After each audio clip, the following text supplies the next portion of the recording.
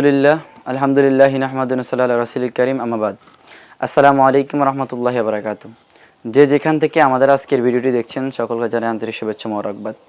আজকে প্রিয় বন্ধু আমি কথা বলবো 5টি টিপস নিয়ে। সর্বপ্রথম 1 নাম্বার টিপস, জীবনটাকে অনুকূলে পৌঁছাতে হলে আপনাকে কি করতে হবে। নাম্বার 2, আপনার জীবনের সবচাইতে কাছের জিনিস পেতে হলে আপনাকে। নাম্বার 3, আপনার জীবনের সবচাইতে কোন জিনিস কার জন্য ত্যাগ করবেন। নাম্বার 4, নিজেকে সুখী করতে হলে কি করতে হবে। নাম্বার 5, জীবনের সবচাইতে সংগতির লক্ষণ কাকে বলে। 1 নাম্বার বিষয়, আপনি যখন আপনার জীবনের সবচাইতে ভালো পর্যায়ে পৌঁছবেন তখন দেখবেন আপনার জীবনে হাজারটা মানুষ আসবে, হাজার জন আসবে। তবে মনে রাখবেন, সবসময় নিজেকে মানবতার কাজে যদি বিলীন করেন, নিজেকে মানবতার জন্য রাখেন, নিজেকে ভালো কাজে লাগান, নিজেকে ভালো কিছু করান, তাহলে অবশ্যই আপনার দ্বারা ভালো কিছু হবে। নাম্বার 2, সব সময় নিজেকে সৎ কাজে রাখবেন, কখনো অসৎ কাজে যাওয়ার চেষ্টা করবেন না। পৃথিবীতে আমাদের এই মরু বাংলাদেশে যাদের ভিতরে একমাত্র দেশপ্রেম আছে তারাই দেশের প্রতি ভালোবাসা জন্ম নেয়, আর যারা দেশের প্রতি ভালোবাসা রাখে, মানুষের প্রতি রাখে, তারাই ভালো কিছু করে। মনে রাখবেন, কবি বলেছেন, নিজে সুখী হলেই সুখী নয়, অন্য সুখ কামনা করাটা নিজের সুখ। নিজের সুখ কামনা করাটা হলো এক ধরনের বোকামি। হ্যাপি বন্ধু, কখনো নিজের সুখ কামনা করবেন না, অন্য সুখ কামনা করবেন, মানবতার জন্য কিছু করার চেষ্টা করবেন। আপনার একটা ঘরের পাশে ভাই তো খেতে পাচ্ছে না, নেন তাকে একটু দেওয়ার চেষ্টা করেন। হ্যাঁ, তাহলে অবশ্যই আপনি ভালো পর্যায়ে বুঝতে পারবেন। একজন ভালো মানুষের জন্য কি করা প্রয়োজন? অবশ্যই ভালো অবস্থায় যাওয়া প্রয়োজন।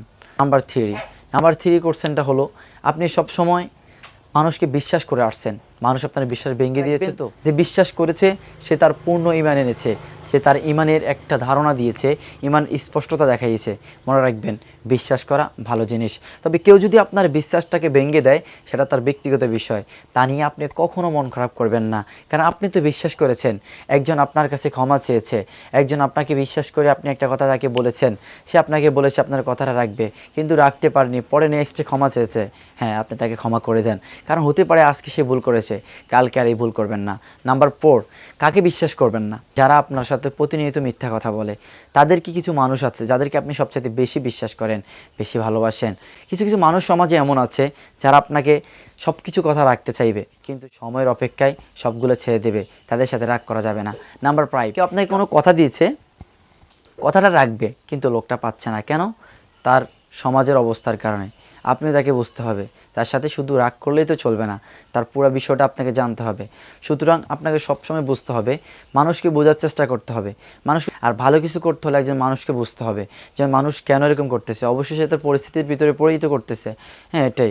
অনেকে দেখা যায় কি হয়, একজনের ভালো চায়, হ্যাঁ তুমি এটা করো না, ওটা করো কেন, এটা করো কেন, হয়তো এগুলো অনেকে সহ্য হয় না। তবে হ্যাঁ, এটাই বাস্তবিক বিষয়। আশা করি বন্ধুরা, আজকে আমার এই কথাগুলো থেকে আপনারা অনেক কিছু বুঝতে পেরেছেন। যদি ভালো লাগে অবশ্যই আমাদের পাশে থাকবেন, দোয়া করবেন। আজকে এতটুকু পর্যন্ত বিদায় নিচ্ছি। ফি আমানিল্লাহ। আসসালামু আলাইকুম রহমতুল্লাহ।